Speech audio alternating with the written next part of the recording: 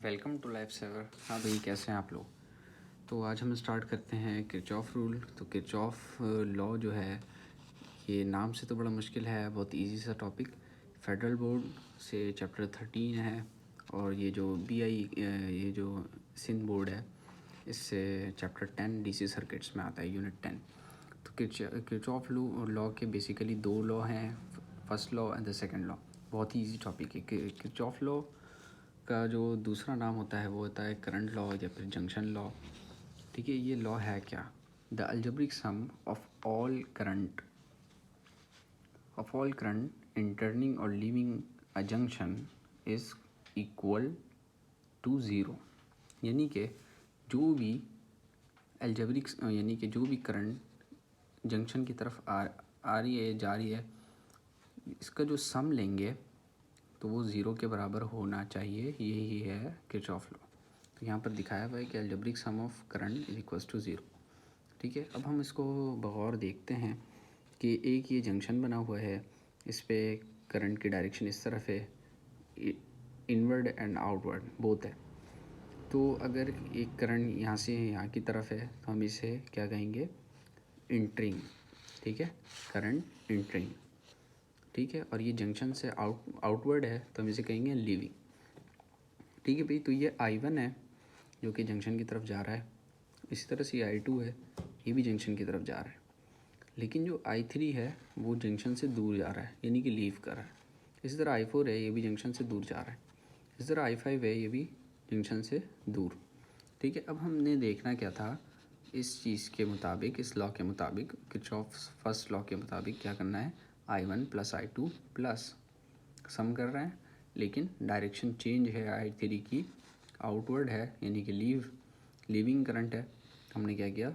Minus I3 plus, फिर से I4 की बारी आई तो I4 भी लीव कर रहा है, अपोजिट डायरेक्शन है, तो माइनस का I4 प्लस ये I5 ये भी लीव कर रहा है जंक्शन को, तो हमने माइनस का I5 लिया इज इक्वल्स टू ज़ीरो। ठीक है, तो हमने क्या किया, जितने भी माइनस वाले टर्म्स थे इसे इक्वल टू के दूसरी साइड भेज दिया, तो सारे प्लस में आ गए। तो क्या हो गया? I1 plus I2 is equals to I3 plus I4 plus I5।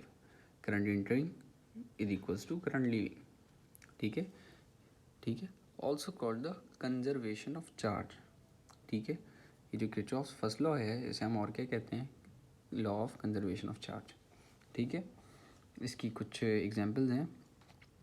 अगर find the value of I, current की वैल्यू फाइंड करनी है, अगर हमारे पास इस तरह की कोई कंडीशन है, क्या है भाई? 5 है, 6 है, 3 है, इसमें से आई फाइंड करना है, इज इक्वल्स टू 4 प्लस आई, इसमें से हमें आई फाइंड करना है। तो कैसे फाइंड करेंगे? हम बस क्या करेंगे, 4 को दूसरी तरफ भेज देंगे, जिससे हमें वैल्यू मिल जाएगी, जो कि क्या आ रही है? 10 आ रही है। इसी तरह ये इस डायग्राम के थ्रू अगर हम समझना चाहें वैल्यू को, तो ये भी हम निकाल सकते हैं। जैसे कि ये जंक्शन है, ये भी जंक्शन है, तो इसकी वैल्यू फाइंड करनी है। ये वैल्यू आप फाइंड करके कमेंट में ज़रूर बताएं। इस तरह ये भी है, ये कॉम्प्लेक्स है थोड़ा सा, तो इसके लिए भी आप फाइंड करें और ज़रूर बताएं। Thank you. अब हम आते हैं सेकंड लॉ की तरफ, किरचॉफ्स सेकंड लॉ। ठीक है, किरचॉफ सेकंड लॉ क्या है? किरचॉफ सेकंड लॉ को कहते हैं हम लूप लॉ, मैश लॉ या फिर पोटेंशियल लॉ। ठीक है, इसमें क्या है? The algebraic sum of changes in potential around any close loop is zero. यानी कि क्लोज लूप में, क्लोज लूप का मतलब इस तरह की साइक्लिक वे में अगर करंट फ्लो हो रहा है एक तरफ से दूसरी तरफ जा रहा हो अगर, ठीक है, यानी कि जो स्टार्टिंग पॉइंट है वही एंड पॉइंट हो अगर, ठीक है, तो उस सर्किट पे किरचॉफ सेकंड लॉ जो है वो एप्लीकेबल है। इसमें क्या है? अलजेब्रिक सम ज़ीरो होना चाहिए। तो algebraic sum of potential difference यानी कि voltage is equal to zero. इस लॉ को हमने कौन नाम दिया? Law of conservation of energy. अच्छा भाई, फर्स्ट लॉ को क्या नाम दिया था? Law of conservation of charge का नाम दिया था। ठीक है भाई, law of conservation of energy. अच्छा, इसकी भी एग्जांपल दी हुई है, इससे हम डायरेक्शन फाइंड कर सकते हैं। इससे हम डायरेक्शन कैसे फाइंड कर सकते हैं? ए, पॉइंट बी, ठीक है, तो पॉइंट ए पे जो वोल्टेज है वो VA है, पॉइंट बी पर जो वोल्टेज है वो VB है। ठीक है, ये लोड है, रेजिस्टेंस है। ठीक है, अच्छा, ये क्या लिखा है, जहाँ से करंट इन हो तो वो पॉजिटिव होता है, मतलब करंट यहाँ से इन हो रहा है तो ये पॉजिटिव साइड है। ठीक हो गई बात, तो ये पॉजिटिव ये नेगेटिव।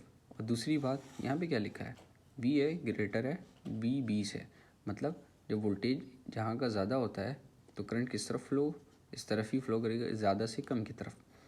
ठीक है, तो यहाँ से यहाँ की तरफ। ठीक है, तो वी ए माइनस का आई आर माइनस का V B is equals to zero. ठीक है, आई आर जिस साइन से आउट हो रहा हो, ठीक है, जिस साइन से आउट हो रहा है उसके लिए हम लेते हैं आई आर। ठीक है, एग्जाम्पल 2 इसमें भी यही कहानी है, लेकिन इसमें क्या है, इसके लिए क्या कंडीशन है, वी भी ग्रेटर है तो इसकी जो डायरेक्शन है वो इस तरफ है। ठीक है, ये डायरेक्शन थोड़ी सी चेंज करनी पड़ेगी, इस तरफ इसको ड्रॉ करना पड़ेगा। तो इसके लिए क्या है, वी बी, क्योंकि वी बी पॉजिटिव होगा यहाँ पे, plus I R minus V A, तो यहाँ पर आई आर भी पॉजिटिव लेंगे। ठीक है, इस तरह से सॉल्व करेंगे। बाकी जो सेकंड लॉ है इसके लिए अगर हम देखें अगर यहाँ पे, तो हमें मिलता है,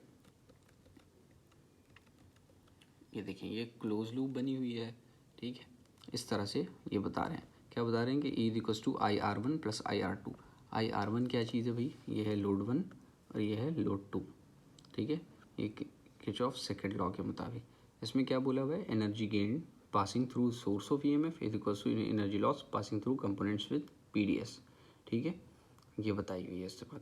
ये क्या बताइए, for any path in a circuit with same start point and points. ठीक है, same start point and the same and point. Thank you. अगर आपको वीडियो अच्छी लगी हो तो सब्सक्राइब करें, शेयर करें, कमेंट्स करें। Thank you.